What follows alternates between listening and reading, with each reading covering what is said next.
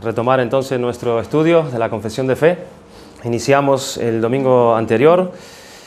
El domingo anterior tenía pensado yo hacer una introducción, pero por falta de tiempo me quedó una parte de lo que quería compartir fuera, y tratando de organizarme en esa segunda parte, ya que me quedaba corto, o lo que faltaba no era tanto, entonces quería tratar de traer algunos ejemplos más prácticos o bíblicos acerca de la confesión de fe, acerca de una confesión de fe, de su veracidad, si es lícito, si no es lícito.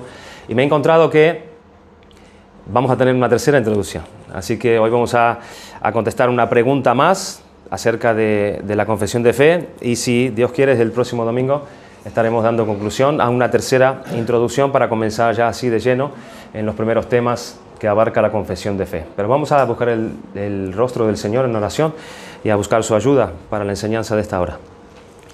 Señor y Padre nuestro, gracias te damos por tu inmensa bondad al poder, Señor, nosotros tener este privilegio de acercarnos a tu presencia, a tener contigo comunión, poder alabarte, Señor, y gozarnos en las verdades que cantamos, pero también tener el privilegio de ser instruidos y enseñados por tu palabra. Te pedimos, Señor, ya que en nosotros no mora el entendimiento, sino que debe ser dado de lo alto, que tú por tu Espíritu nos capacites, nos ilumines, nos des claridad, Señor, a la hora de entender tu palabra, Señor, y que todos aquellos argumentos que nosotros hemos levantado o hemos recogido a lo largo de nuestra vida, que no sean bíblicos, que no esté conforme a las Escrituras, te rogamos que lo vayas derribando, Señor, y lleves nuestros pensamientos cautivos a Jesucristo. Haz esta obra, Señor, en medio de tu pueblo, llenándonos de tu conocimiento y de tu sabiduría para nuestra vida práctica, para nuestra vida cristiana, y para que podamos seguir a nuestro Señor Jesucristo como Él es digno. Danos de tu gracia, Señor, te lo suplicamos en el nombre de Jesús. Amén. Amén. La pregunta que quisiera responder en esta mañana, en esta segunda introducción de la confesión de fe, ¿es bíblico tener una confesión de fe? ¿Es bíblico tener una confesión de fe? Estábamos respondiendo el domingo anterior acerca de qué es una confesión de fe, de qué se trata una confesión de fe, cómo surge una confesión de fe. Y habíamos dicho también algunas cosas acerca de la utilidad que tiene una confesión de fe para una iglesia, establecida en una iglesia, una confesión que sea estable, una confesión que sea precisa, que sea profunda y que sea centrada exclusivamente en la palabra de Dios. Pero hoy vamos a contestar a esta pregunta. ¿Es bíblico tener una confesión de fe? Nosotros vemos eso en la Biblia, vemos eso en el Nuevo Testamento, en Hechos, vemos eso en las cartas de los apóstoles, lo vemos también en los evangelios. Vamos a contestar a esta pregunta, pero vamos a dar simplemente un ejemplo. Hay muchos ejemplos en la Biblia donde nosotros vemos que hay confesiones de fe, donde los apóstoles establecieron dentro de las iglesias, donde ellos se encontraban con divisiones, con diferencias, con argumentos de hombres, venía el apóstol y establecía una confesión de fe. Esto lo vamos a ver continuamente en las Escrituras, pero vamos a dar simplemente un ejemplo hoy en un pasaje, en una iglesia en concreto, que es la iglesia de Corinto. Habíamos estado hablando acerca de por qué nosotros necesitamos una confesión de fe. No es suficiente decir que creemos en la Biblia, muchos son los que dicen eso, ¿no? No es suficiente decir que mi confesión es la Biblia y nada más que la Biblia. Muchos alzan la Biblia en alto y dicen, es mi única confesión de fe. La Biblia es lo único que yo tengo por norma de fe y conducta. Yo creo que ella, y nada más que ella, es mi confesión de fe, y creyendo en ella, yo sé que voy al cielo. Pero los testigos de Jehová dicen creer también solamente en la Biblia, algo que habíamos comentado acerca también de los adventistas del séptimo día. Ellos dicen también creer solamente en las Escrituras. Los mormones son un poco más generosos. Ellos dicen creer en la Biblia y dicen también creer en el libro de los mormones, pero dicen que la Biblia es la norma de fe y conducta de ellos. La Iglesia Católica Apostólica Romana le ha agregado 10 libros más o 11 libros más, si no mal recuerdo, a lo que es el canon establecido por 66 libros en la Biblia. Ellos dicen que la norma y fe de conducta de ellos es la Biblia, y aparte de eso también es el magisterio de la Iglesia.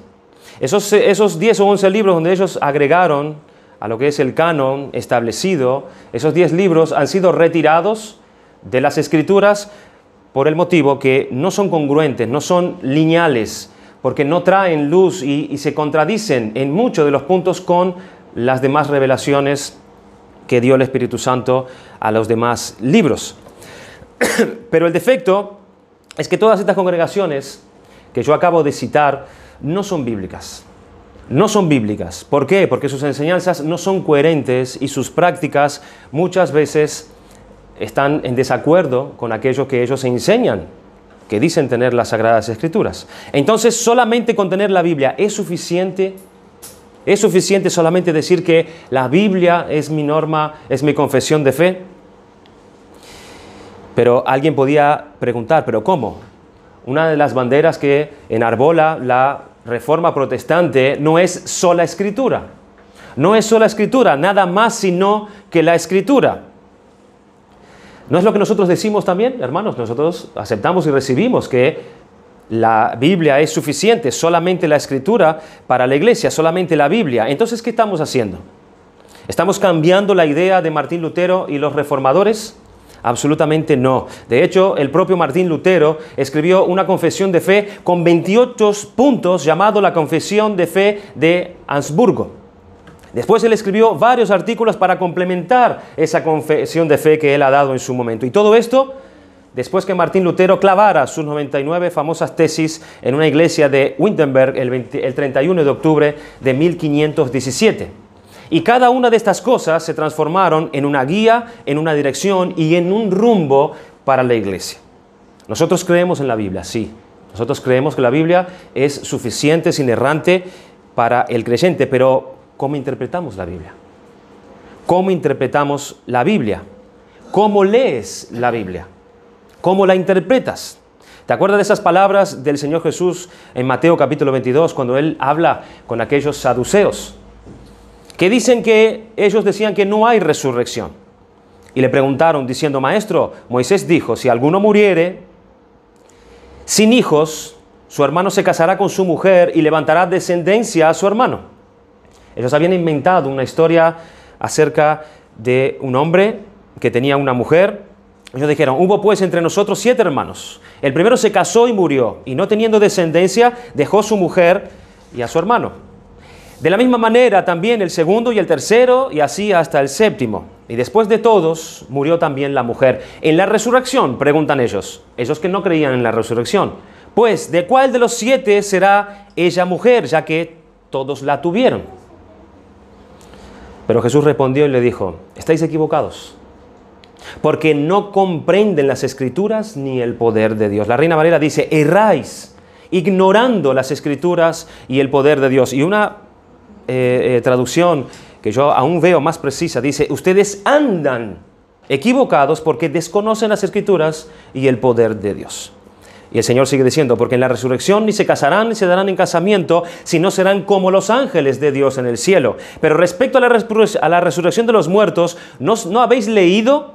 Miren ahí, ¿no sabéis interpretar? ¿No habéis leído lo que os fue dicho por Dios cuando dijo, yo soy el Dios de Abraham, el Dios de Isaac y el Dios de Jacob? Dios no es Dios de muertos, sino de vivos. ¿Cómo leéis? ¿Cómo interpretáis las Escrituras? Los fariseos, hermanos, conocían mucho mejor y la tenían memorizada mucho más que nosotros las Escrituras, el resumen de la palabra de Dios en ellos. Pero fíjese que Jesús no los honró. Aunque ellos tenían la Escritura guardada en su mente y la conocían mucho mejor que tú y yo, Jesús no los honró, sino todo lo contrario. Jesús decía que ellos torcían la ley de Dios según su voluntad y según su conveniencia. Entonces, conocer las Escrituras, claro que sí, es algo básico, es algo fundamental, pero tener un resumen de lo que son las doctrinas básicas de las Escrituras, las doctrinas fundamentales, también es necesario para la dirección y la unidad de la iglesia. Y nosotros que vivimos en una época de tanto pluralismo religioso, donde dentro de la misma iglesia cristiana evangélica hay una multitud de interpretaciones con sentido de un pasaje, una multitud de entendimiento bíblico con respecto a una misma doctrina. Yo entiendo esta doctrina así, pero fulano dice que no. El fulano dice que él la entiende de esta manera. Y luego viene Mengano y dice, no, esto se entiende y se interpreta así. ¿Para qué necesitamos tener una confesión de fe, hermanos? Para tener una unidad doctrinal. Una unidad doctrinal, para que sepamos qué creemos, para que nosotros podamos conducir a la iglesia a una misma disciplina dentro de la iglesia. Yo sé que yo creo lo mismo que José cree. Yo sé que yo creo lo mismo que Alexis cree, y yo sé que yo creo lo mismo que Cecilia, que José cree, y eso es a la vez algo que nos une. Es lo mismo que nuestros hijos a la vez van a hacer lo que van a creer porque van a estar instruidos por nosotros. Hay una unidad doctrinal, nosotros estamos todos andando juntos en una misma dirección y con la vista en un mismo punto doctrinal. Pero alguien pudiera decir, pero hermano, ¿tú enseñando eso no estás limitando a la iglesia? ¿Tú enseñando eso no estás matando al Espíritu Santo? ¿Dónde está la libertad entonces del Espíritu Santo en medio de nosotros? Haciendo eso no estamos amarrando el poder y la obra del Espíritu espontánea en medio de nosotros. Pero permíteme preguntar, ¿acaso no fue el Espíritu Santo quien inspiró las Escrituras? ¿No fue el Espíritu Santo que amarró verdad por verdad fundamental en este libro que es la Biblia? ¿Acaso no fue el Espíritu Santo que ha entrelazado todas estas verdades de tal manera que la Biblia no se contradice en ninguno de los pasajes de su enseñanza? ¿Quién ha hecho esa obra? El Espíritu Santo. Fue el Espíritu Santo que hizo tal cosa. Lo básico y propio que hace una confesión de fe es resumir esas doctrinas. Es resumirlas, es resumir ese entendimiento de todos los 66 libros de la Biblia y expresarlo de una manera clara en la congregación. La confesión de fe no tiene autoridad sobre la Biblia. Ella no tiene autoridad sobre la Biblia. La confesión de fe no es infalible tampoco, que es algo que nosotros vamos a ver más adelante en la siguiente introducción. La confesión de fe no es inerrante y ella no es inspirada por el Espíritu de Dios. La confesión de fe puede contener puntos flacos. Repito, de hecho, vamos a ver algún que otro punto flaco que tiene la Escritura. Ella puede contener, ella puede contener imprecisiones también. No es infalible.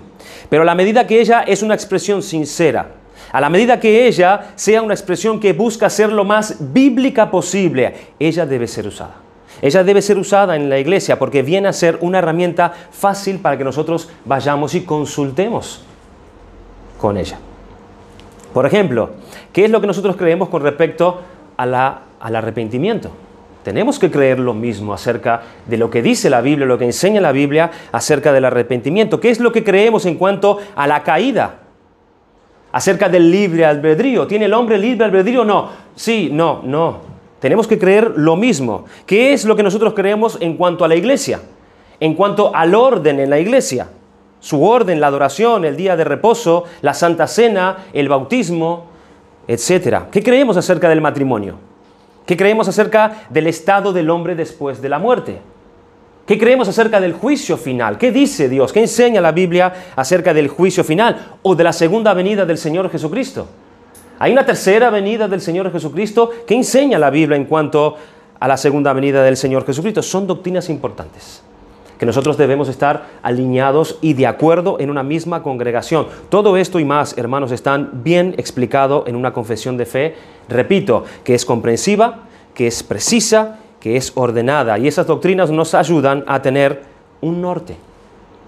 Nos ayudan a que todos tengamos un mismo rumbo. Nos ayudan a poder decir, hasta aquí yo no puedo creer eso.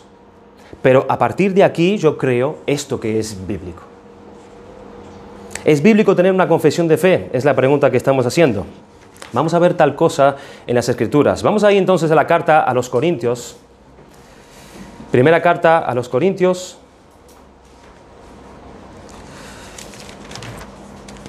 Vamos a mirar un poco esta cuestión. Vamos a ver en la práctica bíblica lo tanto que una confesión de fe es válida para una iglesia. Vamos a ver si la Biblia da realmente soporte para que nosotros usemos o no una confesión de fe. Vamos a leer a partir del capítulo 1, versículo 10. Primera de Corintios, capítulo 1, versículo 10 dice: Os ruego pues, hermanos, por el nombre de nuestro Señor Jesucristo, que habléis todos una misma cosa y que no haya entre vosotros divisiones, sino que estéis perfectamente unidos en una misma mente y en un mismo parecer. Porque he sido informado acerca de vosotros, hermanos míos, por los de Cloé, que hay entre vosotros contiendas. Quiero decir que cada uno de vosotros dice: yo soy de Pablo, y yo de Apolos, y yo de Cefas, y yo de Cristo. Versículo 13, ¿acaso está dividido Cristo? ¿Fue crucificado Pablo por vosotros? ¿O fuisteis bautizados en el nombre de Pablo? Hasta aquí. Hermanos, la iglesia de Corinto fue una iglesia de las mayores bendiciones que ha ocurrido en el Nuevo Testamento. Muchas personas fueron salvas en esa iglesia. Muchísimas personas vinieron al arrepentimiento y al conocimiento de Dios por medio de Jesucristo y su obra. Pablo plantó la iglesia de Corinto en el año 51 después de Cristo y permaneció en ella, en esa ciudad, en esta iglesia, aproximadamente 1 año y 6 meses. El propio Señor Jesucristo le apareció en sueños al apóstol Pablo y le dijo: Pablo, no temas, sino habla y no calles, porque yo estoy contigo y ninguno pondrá sobre ti la mano para hacerte mal, porque yo tengo mucho pueblo en esta ciudad. Se estaba refiriendo a esta congregación de Corinto. Dios convirtió a muchas personas en esta ciudad. Un gran avivamiento, un gran despertar espiritual glorioso hubo en esa ciudad. Y Dios operó de una manera extraordinaria allí. Y allí fue uno de los lugares donde Pablo permaneció más tiempo que en cualquier otra ciudad. Atrás de Éfeso, donde él permaneció aproximadamente 3 años, esta fue la ciudad donde él más tiempo estuvo allí. Allí Pablo predicó, allí Pablo enseñó, allí Pablo exhortó, allí Pablo corrigió, allí Pablo enseñó doctrina a estos hermanos. Pero hubo un momento donde Pablo se marchó. Pablo se va de esa iglesia, se va de esa ciudad, se marchó para fundar iglesias en otras regiones, porque Pablo no era el pastor fijo de la iglesia de Corinto y de ninguna iglesia en concreto. Él no era el pastor fijo de ninguna iglesia, de una iglesia sola, mejor dicho, porque lo que hacían los apóstoles era andar, era caminar, y mientras ellos iban viajando, ellos iban fundando iglesia, ellos iban siendo embajadores de Cristo de ciudad en ciudad, fundando iglesias y permaneciendo allí la doctrina que él enseñaba. Entonces Pablo se va de la iglesia de Corinto, se va para Éfeso, y luego de un buen tiempo Pablo recibe una carta. Estando allí en Éfeso, él recibe una carta escrita por la familia de la casa de Cloé, unos hermanos que eran parte de la iglesia de Corinto, eran miembros de esta iglesia. Y esta carta decía algo más o menos como esto: Pablo, aquella iglesia de Corinto, la que tú fundaste, las cosas ya no están funcionando muy bien por allí. Yo creo que va a ser tiempo de que tú te hagas una visita a nosotros prontamente, porque la casa está siendo tirada por la ventana. La casa está siendo tirada por la ventana. Tienes que saber, Pablo, que está habiendo divisiones entre la iglesia que están amenazando la unidad del cuerpo de Cristo. Por lo tanto, están trayendo vergüenza a la gloria de Dios. Pablo, ven pronto. Esto es un desastre. Y la carta de estos hermanos de Cloé contenía muchas preguntas acerca de muchos problemas que estaban ocurriendo en esa iglesia. Así que, por tanto, tanto la primera carta como la segunda carta a los Corintios, escritas por Pablo desde Éfeso, son las respuestas a las preguntas de la carta que estos hermanos enviaron y llegó a Pablo. La iglesia de Corinto se había sumergido un poco más de 2 años y medio después de haberse fundado, después de Pablo haberla fundado, en un pantano pecaminoso, y se había sumergido en un desorden doctrinal. Apenas 1 año y medio después que Pablo se fuera de allí. Si nosotros hacemos un estudio de la primera carta de Corinto, nosotros podremos ver que la mayoría de los problemas que nosotros tenemos en la iglesia hoy, hermanos, son los mismos problemas que el apóstol Pablo enfrentó en esa iglesia también, 2 años y medio después que él la fundase.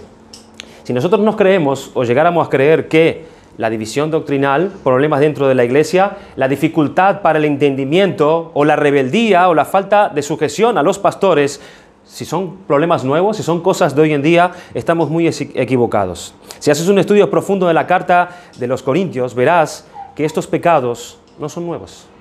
No son nuevos. En ese entonces la iglesia también era problemática. Así que tenemos que decir que estos problemas ya eran bíblicos del pasado.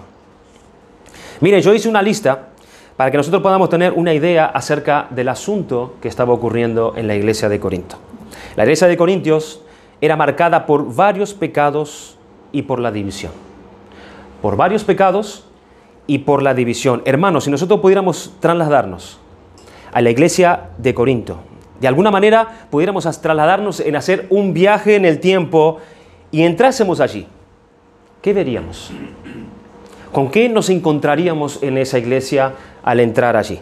Nos encontraríamos con alguien muy amable en la puerta que nos diría: hermano, visitante, pasa y siéntate para que puedas escuchar y ser enseñado en la palabra del Señor. Bienvenido. ¿Eso sería lo que nos encontráramos? Seguramente no. Seguramente al entrar, lo primero que veríamos en el culto eran personas realmente alocadas. Personas realmente desquiciadas allí haciendo todo tipo de cosas. Veríamos quizás un puñado de gente por allí hablando en arameo. Quizás otra parte de la iglesia la veríamos allí en un grupo de personas hablando en idioma babilónico. Otro grupo por allí hablando en arameo. Y otros por allí intentando, así medio como puedan, en medio de ese desorden, predicar alguna cosa en el griego, que era el lenguaje de los corintios. Ellos usaban y abusaban de los dones espirituales. Y nadie entendía nada, nadie era edificado y nadie estaba siendo bendecido en esa iglesia por la palabra de Dios. La iglesia de Corinto era una iglesia llena de divisiones. Había algunos en la iglesia que estaban alentando un espíritu partidista entre Pablo, entre Apolos, entre Cefas, o sea Pedro, e incluso los más espirituales de Cristo. No solo había un espíritu divisivo en la iglesia, también había una inmoralidad tan aberrante que ni siquiera los gentiles la nombraban, dice Pablo en la carta. Y lo que era tan poderoso para Pablo, lo que era tan doloroso para Pablo, no era meramente el hecho de que alguien de la iglesia estuviera involucrado en relaciones sexuales con su madre o con la esposa de su padre, cometiendo incesto, sino que la iglesia lo toleraba. Otra de las cosas que estaban sucediendo es que había litigios entre los hermanos. ¿Qué es esto? Se trataba de escandalosos pleitos entre miembros de la iglesia. Los corintios se jactaban de lo espiritual que ellos eran por causa de sus dones. Sin embargo, ellos no eran capaces, hermanos, de resolver sus diferencias entre ellos. No eran capaces de hacer eso. Llevaban sus diferencias ante los incrédulos para hallar una solución en los tribunales gentiles. Llevaban su diferencia a los tribunales de justicia de la época, pero los tribunales de justicia de la época, fíjense en una cosa, no era como los tribunales de nuestra época.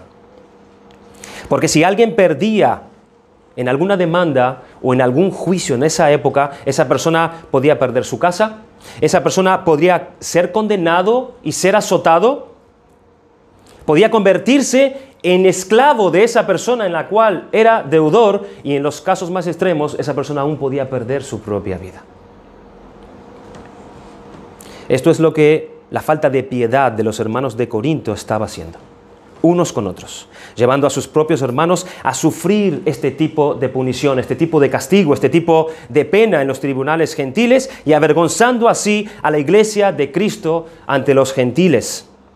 Y ante esto Pablo les anima diciendo a que es mejor aceptar el agravio y la pérdida que traer vergüenza al nombre de Cristo. Había inmoralidad sexual desordenada en Corintios, 1 Corintios 6.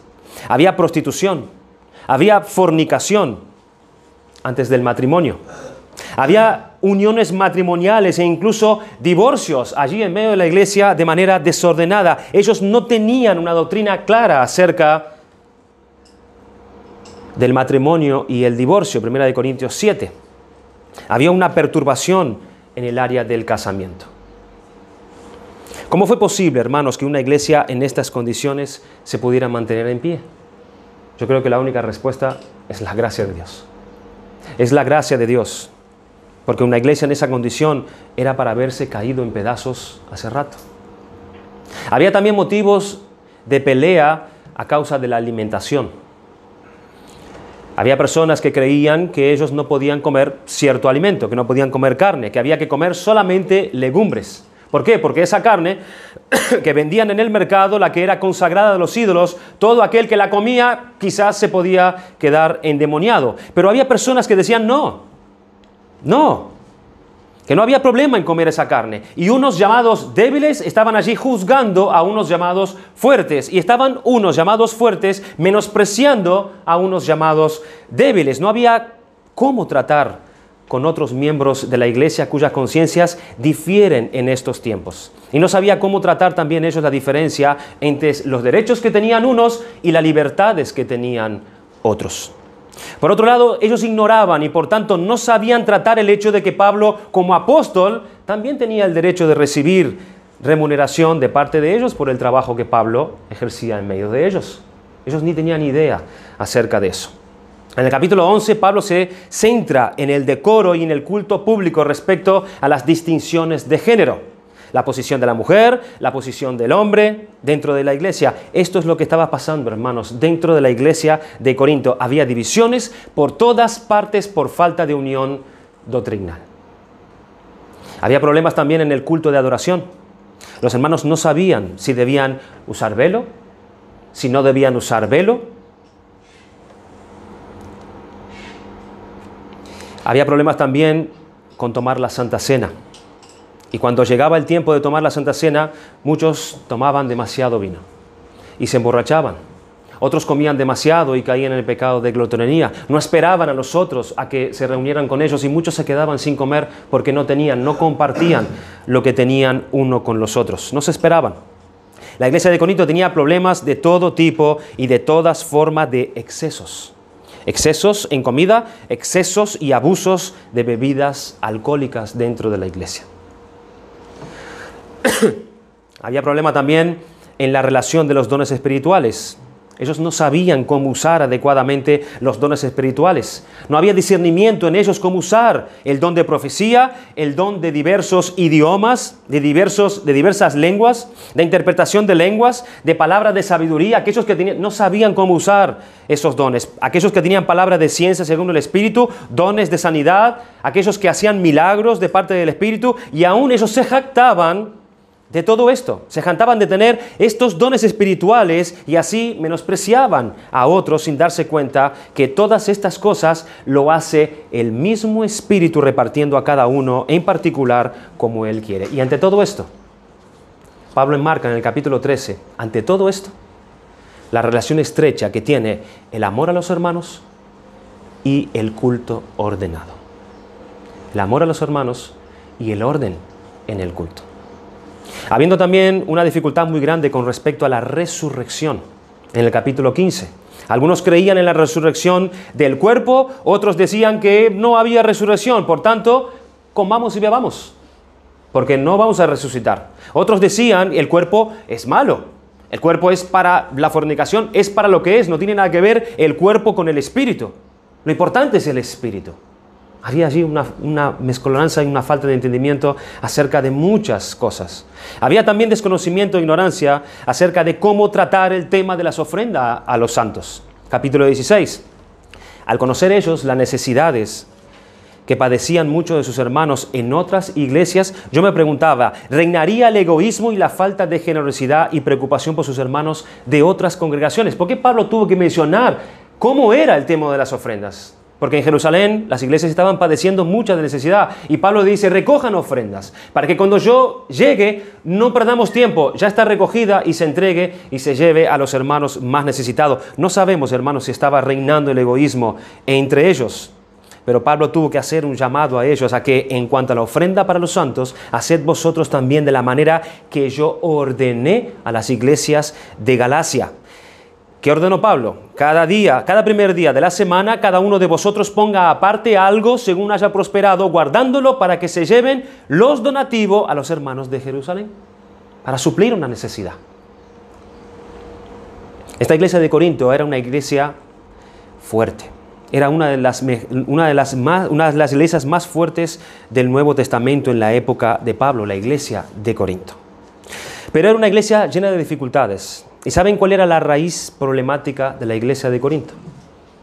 La raíz problemática de la iglesia de Corinto era que cada uno justificaba su propia autoridad para hacer lo que ellos hacían.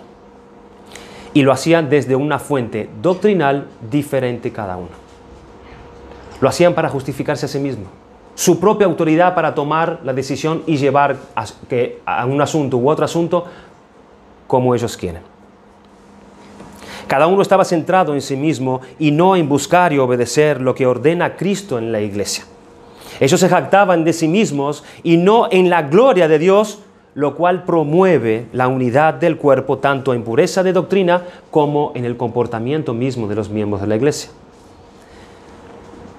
Cada uno se justificaba su propia autoridad para hacer lo que hacían desde una fuente doctrinal diferente. ¿Qué es lo que hay que hacer? ¿O cómo se hace para que uno pueda estrenar una doctrina en una iglesia? Yo vengo con una doctrina nueva. ¿Cómo hago yo para implementar esa doctrina nueva en una iglesia? Y cuando me refiero a estrenar, me refiero a una doctrina nueva como nosotros vemos doctrinas nuevas en medio de nuestra generación en la que nosotros vivimos. Doctrinas nuevas que no tienen más de 10 años, que se están enseñando hoy en día, que no tienen más de 20 años. O las doctrinas más viejas o las más antiguas de nuestra generación no tienen más de 100 años que se están enseñando estas cosas nuevas en medio de nosotros. Los orígenes históricos de la teología de la prosperidad, por ejemplo. ¿Cuánto hace que se está enseñando esta doctrina en la iglesia? Se sitúa en Norteamérica durante la segunda mitad del siglo XIX o a principios del siglo XX. Es una doctrina de poco más de 150 años. Es nueva en comparación con la iglesia que lleva más de 2000 años. Es una doctrina nueva. Apenas es frecuente también de nuestro siglo el cristianismo humanista. Es otra corriente, basada más en los derechos del ser humano que en la voluntad de Dios para ellos. Y esta es una corriente que ha llegado a muchas iglesias. Esta frase, humanismo cristiano, es un modo de definir el fondo común de nuestras ideas y nuestras propuestas. Es la opinión del hombre dentro de la iglesia, que tiene mucho peso y mucha importancia. Son iglesias que tratan de responder a los problemas contemporáneos de justicia política y social desde una perspectiva basada en el humanismo cristiano, en los sentimientos cristianos. Y un sinfín de doctrinas falsas, hermanos, han surgido teniendo como fundamento el cristianismo humanista en nuestros días. Muchas doctrinas. La doctrina de la comunidad, de la comodidad, la doctrina centrada en las opiniones del hombre. Un sinfín de doctrinas falsas han surgido teniendo este fundamento cristianismo humanista. Y en un fundamento así, es casi imposible concebir una confesión de fe que nos ordene, nos guíe y solo según la voluntad de Dios. Es muy difícil. Corrientes y doctrinas antibíblicas han surgido durante toda la era de la iglesia, tanto en el pasado como en el presente.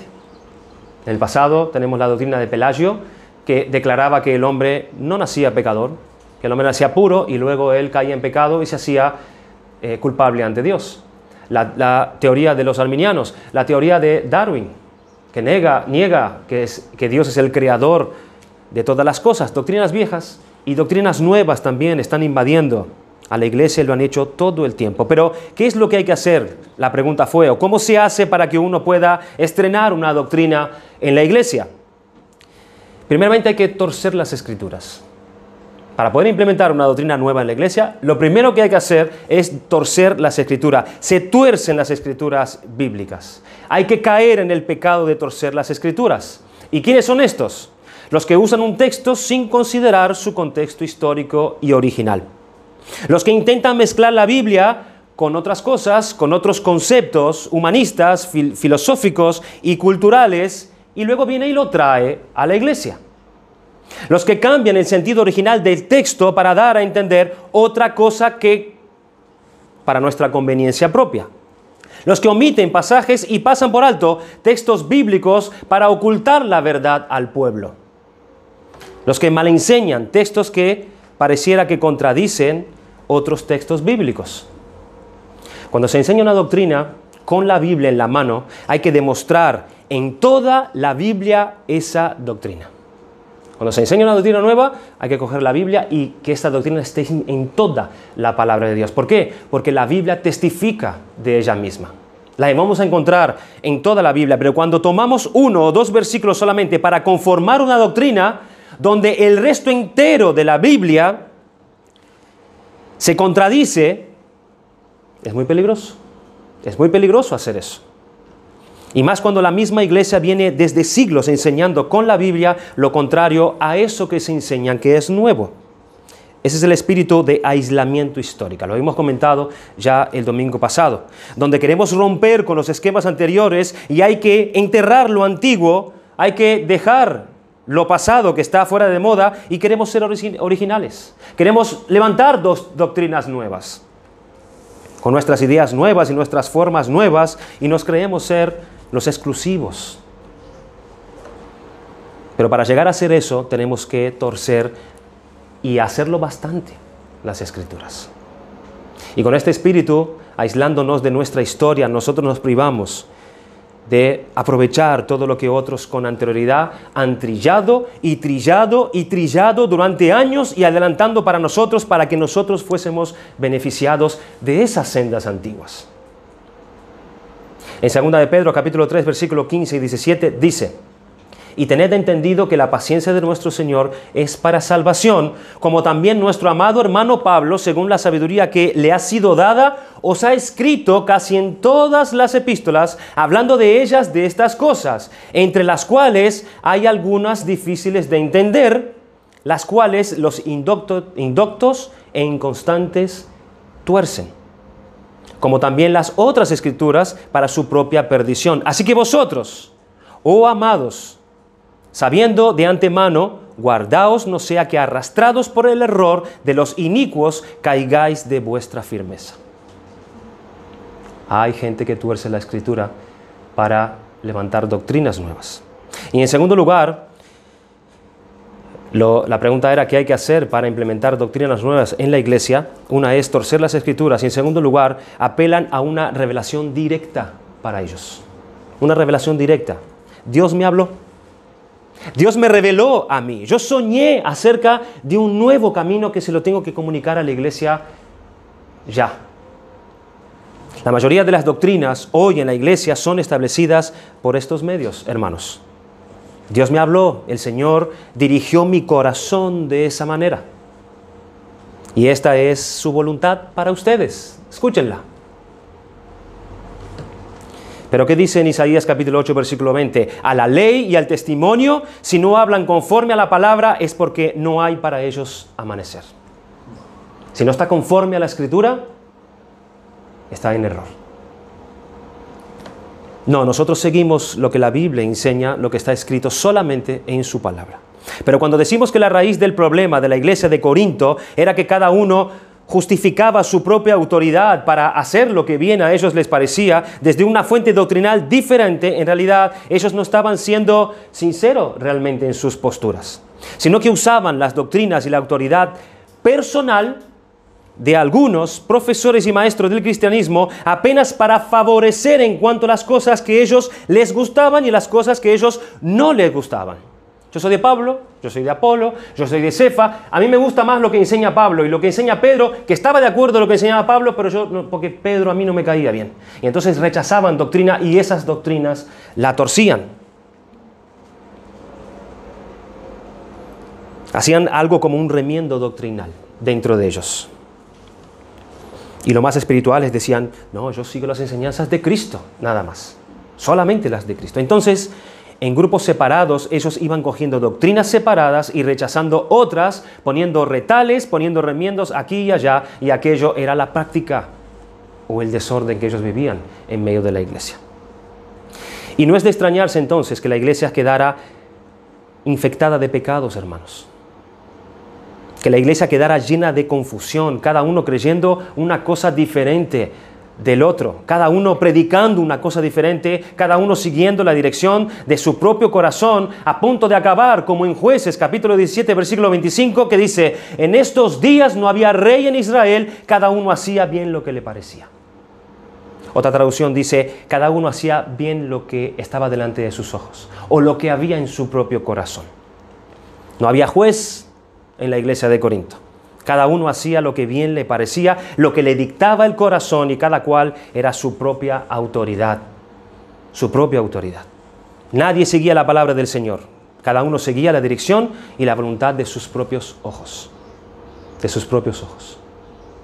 Entonces el apóstol Pablo va a corregir eso. Ahora él viene a traer el remedio. ¿Y cómo él va a hacer para corregir esto? ¿Cómo va a hacer Pablo para enfrentarse a un desorden tal como el que sufría la iglesia de Corinto? ¿Cuál es la solución para esos pecados generalizados dentro de la iglesia? ¿Cuál es la solución para una tan grande fuente doctrinal diferente? ¿Cómo poner la solución para poder disciplinar a esas personas? ¿Cuál es la regla que Pablo va a usar?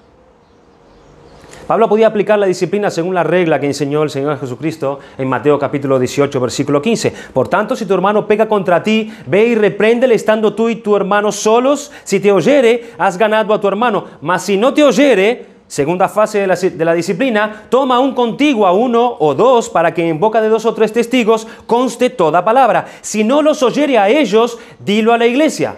Tercer nivel de disciplina, la disciplina pública delante de la iglesia. Y si no lo oyera la iglesia, tenle por gentil y publicano. Considérale una persona como un no creyente, como una persona que no es salva. Algunos comentaristas dicen que hasta tienen que llegar al punto de expulsarlo de la iglesia. Estos son los pasos que se llevan a disciplinar a un individuo dentro de la iglesia. Pero ¿cuál es el paso para disciplinar a una iglesia entera? ¿Cuál es la solución? ¿Cómo se aplica la disciplina eclesiástica a una iglesia donde no había un patrón, no había reglas, donde no había un mínimo de patrón en lo que es aceptable y lo que no es aceptable, donde no había balizas allí donde indicaban lo que se podía y lo que no se podía hacer? ¿Cómo hace Pablo para traer solución a una iglesia totalmente descarriada? En una condición así, no hay manera para aplicar la disciplina, pudiera decir alguien. ¿Qué es lo que hace el apóstol Pablo entonces? El apóstol Pablo va a traer una solución que va a generar unidad en la iglesia. Él va a traer una solución que va a generar solidez doctrinal entre ellos. Una solución que va a traer santificación del cuerpo de Cristo y protección contra las falsas enseñanzas que se estaban estableciendo allí. Pablo corrigió la manera en la que ellos pensaban. La manera en la que ellos pensaban. Miren el versículo 13. Versículo 13 de 1 de Corintios. ¿Acaso está dividido Cristo? ¿Fue crucificado Pablo por vosotros? ¿O fuisteis bautizados en el nombre de Pablo? Como si Pablo dijera, hermanos, basta ya con eso. Dejen ya con todo ese desorden. Están usando mi doctrina, están usando lo que yo enseñé, están usando mi nombre, pero el patrón doctrinal es Cristo. No soy yo, no es Pablo, no es Cefas, no es Apolos. Lo que hace Pablo es apuntar hacia el Señor Jesucristo. Y él les dice, mi bautismo no es en mi nombre. Ni tampoco mi bautismo salva a nadie. Yo fui crucificado por ustedes. Yo no fui crucificado por ustedes. Quien fue crucificado por ustedes fue Cristo. Fue Cristo. Pablo apuntó todas las cosas al Señor Jesucristo. Apuntó toda la responsabilidad, toda la fidelidad al Señor Jesucristo y apuntó la doctrina de Cristo a ellos. ¿Cómo es que Pablo corrigió en ellos esa manera de pensar? Pablo creó en ellos un patrón doctrinal.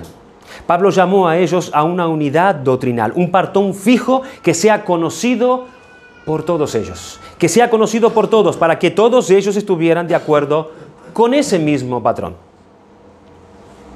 Quien acepte esta y tal doctrina dentro de la iglesia de Corinto, está en lo correcto, es como si dijera Pablo.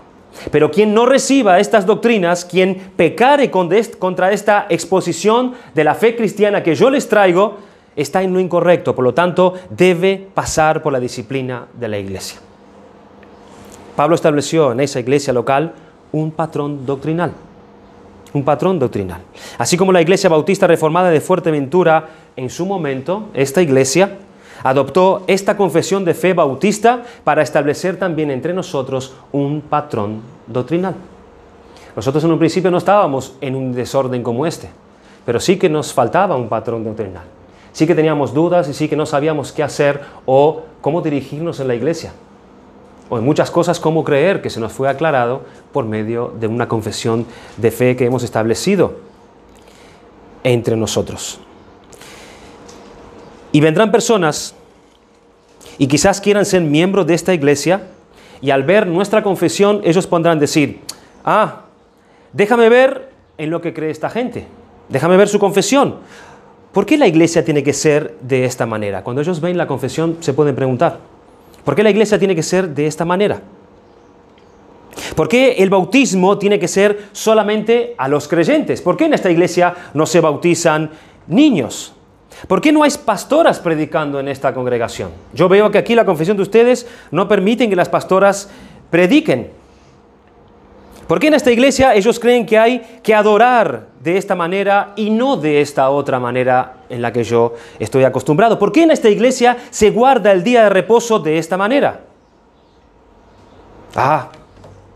Esta iglesia cree en la reforma y en la doctrina reformada. Eso está bien. Entonces es por medio de nuestra confesión de fe, cuando es expuesta a aquellos que vienen a nosotros, que cuando el que nos visita tiene la oportunidad de saber qué cosas nosotros creemos. Qué cosas se cree y se practica en esta iglesia. De saber lo que todos nosotros confesamos juntamente y que cada uno se saque su propia duda. Y alguno puede decir, yo sé que somos hermanos. Yo sé que estamos en Cristo, pero hasta me da como un picor. Me da como el rascarme. Yo estoy ahí escuchando estas cosas y yo no puedo dejar ni siquiera de moverme en la silla en la que estoy. Me siento como hasta incómodo en mi silla, escuchando estas cosas que predican desde allí. Y no puedo ni dejar de moverme. Y se pregunta, ¿cómo yo podría ser parte de una iglesia como esta, de esta iglesia bautista reformada de Fuerteventura, si a mí se me complica al llegar a pensar que me gusta tanto el domingo irme para la playa.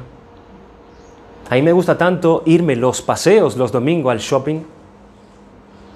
Pero esta iglesia cree que el día de reposo hay que guardarlo y es el domingo y lo vemos establecido en la palabra de Dios.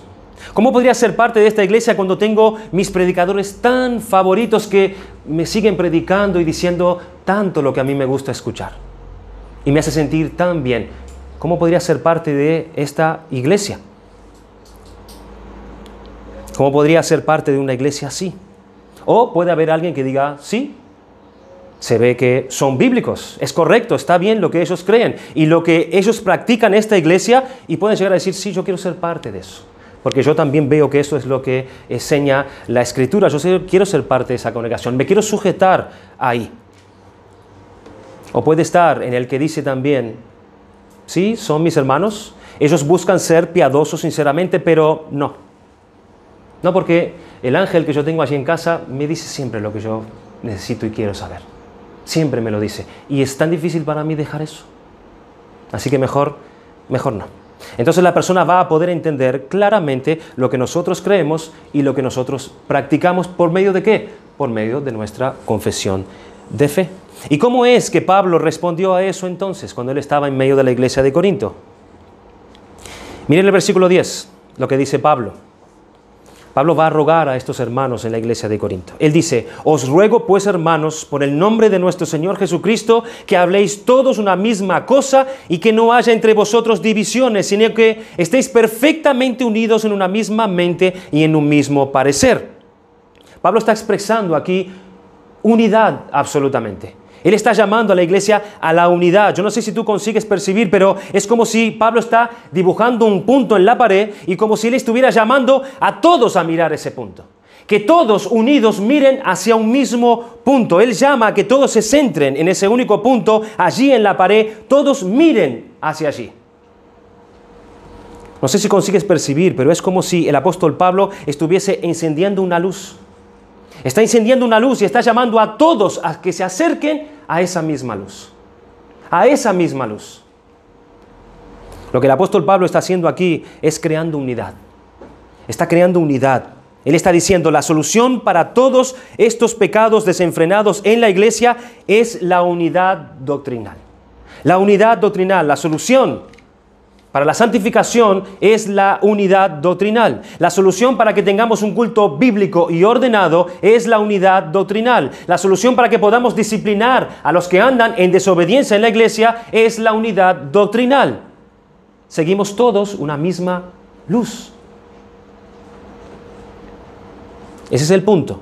Esto es lo que Pablo está afirmando en esto que él está insistiendo. ¿Quieren ver la confesión de fe que Pablo establece aquí? En medio de ellos, en medio de la iglesia de Corintios. 1 Corintios capítulo 15 dice.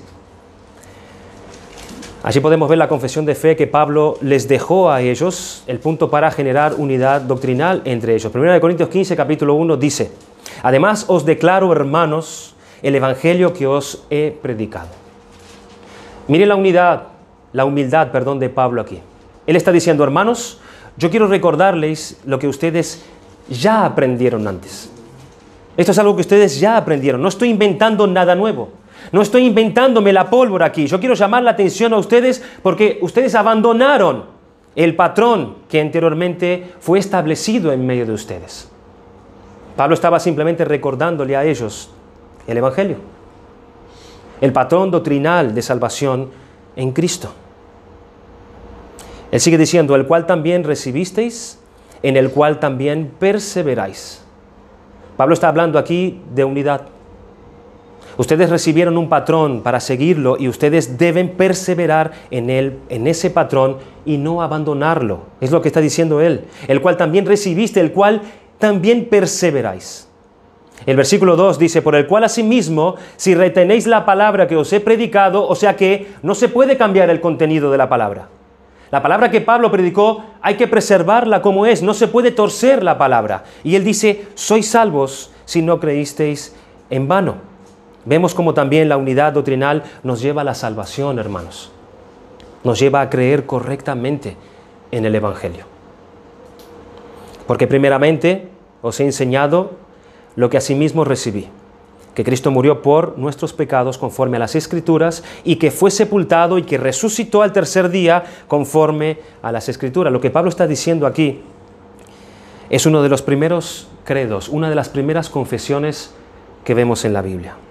Porque cuando él dice que Cristo murió por nuestros pecados conforme a las Escrituras y que fue sepultado y resucitado al tercer día conforme a las Escrituras, es una de las declaraciones de fe de la palabra de Dios. Pablo no dijo, no es mi revelación o mi conocimiento, no, sino que yo también recibí esta verdad que yo estoy predicando a ustedes porque es según las Escrituras.